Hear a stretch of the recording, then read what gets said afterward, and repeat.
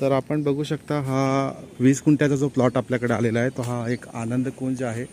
आनंद कुंजला लागूनच हा society plot आहे आणि या सोसायटी प्लॉटला लागून हा इथे हा आहे ना, हा 20 गुंठ्याचा प्लॉट आपल्याकडे आलेला आहे। रोड टच आहे आणि हा पूररेषेच्या बाहेर आहे।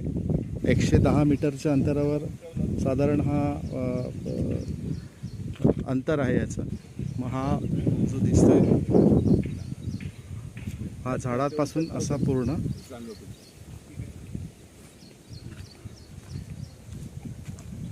हा 20 गुंठ्याचा प्लॉट आहे।